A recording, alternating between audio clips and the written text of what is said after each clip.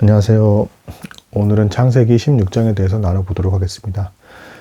창세기 16장은 15장의 이제 연속선상에 있습니다. 그 15장의 시작에서 그 아브라함이 자신의 어떤 마음의 어려움을 이제 토로를 하죠. 자손이 없습니다라는 이제 기도를 합니다. 거기에 대해서 하나님께서 다시 언약을 보여주시고 이제 그 제사를 드리게 만드시는 어떤 희생 제사를 드리게 만드시는 그 내용이 15장이었습니다. 근데 이제 그럼에도 불구하고 16장에서 이제 아브라함이 실수를 하는 이제 장면이 나오게 됩니다.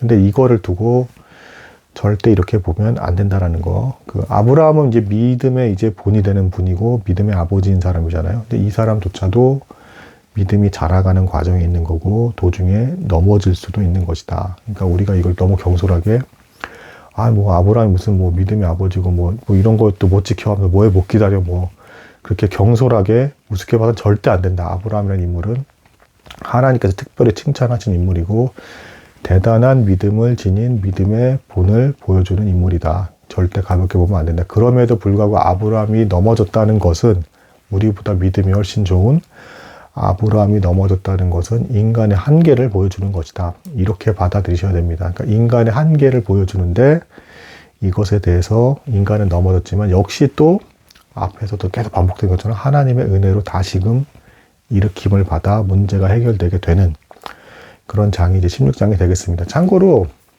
아브라함이 고향 땅을 떠난 나이가 75세였고요. 사례를 통해서 이제 아이를 얻게 될 거다, 이삭이라는 아이를 얻게 될 거다라는 그 계시를 받는 게 다음 장 17장에 나옵니다. 99세 때 그 약속을 받습니다. 그리고 100세가 되고 나서야 이삭이 나와요. 이제 기적적인 방법으로 나온 거죠. 25년을 기다려야 됐던 겁니다. 그러니까 이 사람들이, 이제 아브라함과 사례가 얼마나 이제 초조해졌겠습니까? 나이가 계속 많아지는데 정말로 아이를 가질 수 있을까? 두려움 가운데 이제 계속 이제 근심을 했었을 테고, 결국 이제 유혹이 이제 발생을 하게 되는데, 사례가 아브라함에게 자신의 여종, 애굽 사람 하갈을 이제 주면서 동침해라. 그래서 나 말고 다른 여자를 통해서라도 아이를 얻도록 하자라고 권하게 됩니다. 이 유혹의 모습은 이거랑 대단히 또 비슷합니다. 창세기 3장에서 하와가 선악과를 이제 아담에게 주잖아요. 그러니까 아들 걸 먹잖아요. 사례가 자신의 여종 애굽 사람 하갈을 주니까 이제 아브라함이 그 동침을 해서 이스마엘, 하나님께서 들으심이라는 이름을 받는 아이를 얻게 되죠.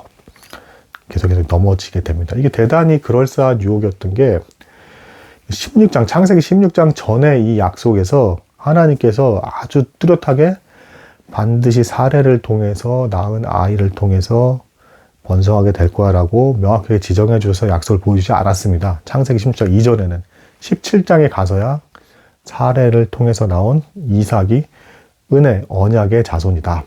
나랑 상관 있는 아이다라는 걸 명확하게 알려주십니다. 그러니까 아직은 이제 그런 내용을 들은 바가 없었기 때문에 왠지 다른 여자를 통해서라도 아이를 가져도 될 것 같은 그런 유혹에 빠진 겁니다. 근데 이제 문제는 이 애굽 사람 하갈은 사례처럼 덕스럽고 좋은 여자가 아니었습니다. 임신을 하게 되니까 이제 기고만장해진 거죠. 자기가 마치 본처라도 된 것처럼 사례, 자신의 주인 사례를 무시하게 됩니다.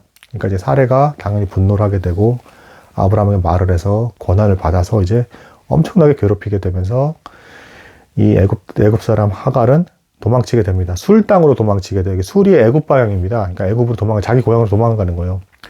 참고로 이 하갈은 이제 추정컨대 창세기 12장 후반부에서 이제 그 아브라함이 이제 애굽 사람을 보니까 너무 무서워 보여가지고 이제 그 자기 와이프와 아내 이제 사례한테 내 누이라고 해라라고 해서 속이죠. 자기가 살해당하고 아내를 뺏길까봐. 그래서 거기서 그 애굽 왕 바로가 사례를 데리고 간 다음에 이제 엄청난 재물을 주죠. 그 재물 중에 속한 여종이 아니었을까. 이제 그렇게 보고 있습니다. 그래서 하갈이 도망을 가는데 여기에 대해서 이제 하나님의 천사가 나오면서 하갈에게조차도 그런 덕스럽지 못하고 의롭지 못한 하갈에게조차도 은혜를 베푸시는 모습이 나옵니다. 처음에 호칭이 사례의 여종이라고 부릅니다. 그러면서 이제 돌아가라는 이제 메시지를 은연중에 주는 거니까 너가 있어야 될 위치는 사례의 여종으로서의 위치에 있어야 된다라는 걸 알려주고 있고, 그리고 네가 낳을 아이에 대한 이제 어떤 계시를 줍니다. 그러면서 그 하갈이 완전히 무너져 버리지 않게. 여기서도 보통 이렇게 좀 해석을 합니다. 그러니까 천사가 무섭게 다그치지 않았어요. 그러니까 하갈의 심리 상태가 무섭게 다그쳤으면 완전히 무너져 버려서 더 일어나지 못할 만큼 방황하고 있는 심리 상태였다. 그래서 적절하게 하나님께서 은혜를 베푸셔서 부드럽고 온유한 방법으로 계시를 주셨고, 이것에 대해서 하갈이 감동하게 되죠. 그래서 하나님께서 들어주셨다라는 이제 그런 고백을 하고, 이스마엘이라는 이름, 하나님께서 들으심이라고 하는 그 아이의 이름까지 받으면서 기뻐합니다. 참고로 그 이스마엘도 이제 번성을 하게 되는데, 이제 육적인 번성이에요. 그러니까 영적인 번성은 이제 그 뒤에 나올 이삭을 통해서 이제 언약이 맺어지면서 하나님과 이제 쭉 동행하게 되는 거고, 이스마엘조차도 일단 육적인 번성은 이루어집니다. 그러니까 하늘의 별처럼 육적인 번성이 이제 많아지는 거죠. 아브라함이 어쨌든 자손이기 때문에 하나님께서 은혜를 베푸시는 겁니다. 아브라함이 잘못을 했음에도 불구하고. 그리고 추정컨대 이스마엘은 오늘날의 터키, 민족으로 보면 이제 터키, 투르키예를 이제 보고 있습니다. 그래서 실제 받은 계시도 들나귀처럼 될 것이다. 그래서 막 통제가 안 될 거고, 여기저기 막 침을 당하고, 여기 칠 것이다. 막 전쟁을 막 하고 막 이럴 것이다. 그러면서도 끝까지 살아남을 것으로 이제 계시가 주어집니다. 실제로 그 터키라는 역사가 좀 그런 역사였죠. 수없이 많은 전쟁을 치르고도 아주 거대하게 아직도 여전히 이루어지고 있습니다. 그런 계시를 받고 하갈은 다시금 이제 돌아가게 되면서 이 아브라함의 어떤 잘못에서 나온 문제가 해결이 되는 장이 16장이 되겠습니다.